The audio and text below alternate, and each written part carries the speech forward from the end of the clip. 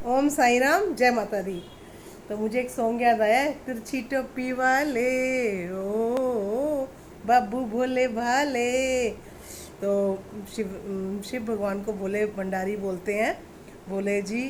और ये सबसे ज़्यादा भोले हैं। इनकी जो भी भक्ति करता है उससे जल्दी प्रसन्न हो जाते हैं और उसको जो वर मांगते हैं वो वर देते हैं।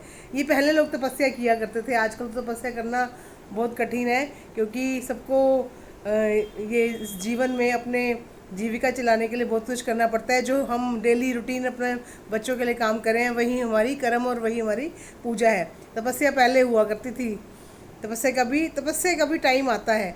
तो अब मैं अष्टम भाव की आपसे बात कर रही थी।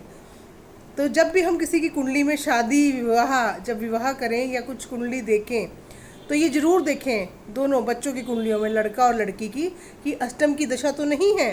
देखो, अगर अष्टम की दशा में आप शादी करेंगे, वो देखें ना अष्टमेश कहाँ है, कहाँ उसकी पोजीशन है, तो ये जरूर देख के विवाह कीजिए।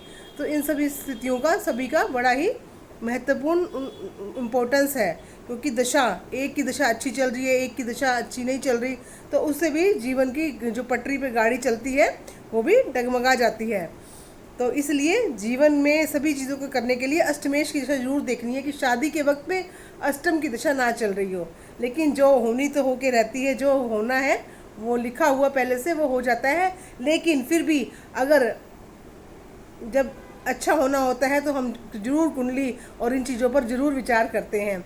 तो शनि प्रिय ग्रह हैं, और ये भी हमें जो अपने जो पूर्व कर्म जन्म होते हैं उनका फल भोगने के लिए जब अष्टमेश की दशा आती है तो आप उन सब चीज़ों का सुख भी भोगते हैं और सुख दुख के रूप में वो भोगते हैं। तो और अष्टमेश